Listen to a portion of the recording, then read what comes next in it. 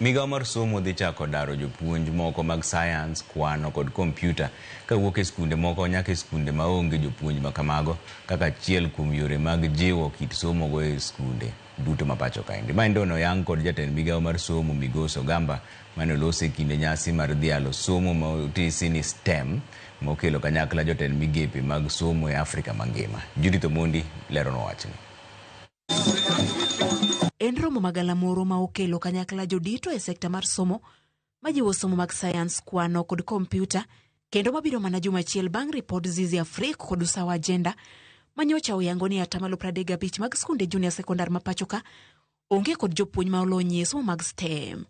E romo ni jatend migawo mar somo Migosi Ogamba opuoyo okang' ma Kenya osegoyo e chwalo kit somo mar CBE ka koro gichano daro jopuonj mag Sayans, kwano kod Kompyuta nyaka e skunde ma jopuonj go onge kaka achiel kuom yore mag jiwo kit somo gi. Bende Ogamba oyango ni e chenro mar ndiko jopuonj 24,000 e hik omenda ni gidhi kawo jopuonj modhuro mag STEM kipimo kod mamoko.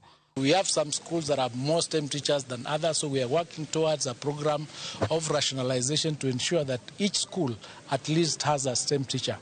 Some of our universities and colleges have graduated STEM teachers who we are going to employ in the 24,000 that are coming up in September, so that going forward we have enough teachers to handle STEM in all our universities. Kupogore kod nok mar jopuonj mag Sayans, kwano kod lony manyasani bende pod nitie nok mar kuonde timo nonro mag tije lwedo e thoth skunde ma pachoka.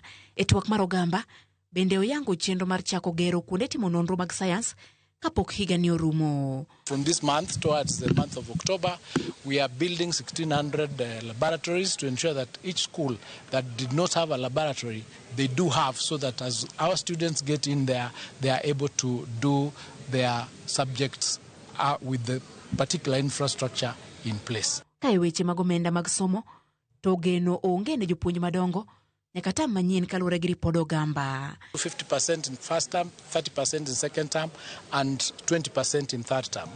However, we've not been able to do the actual amount that is required, and we are working with Treasury to ensure that the shortfall that was not released is released, and come third term, the full amount will be released. That is 22,000 shillings for secondary schools, 15,000 for JSS, and 1,500 for primary.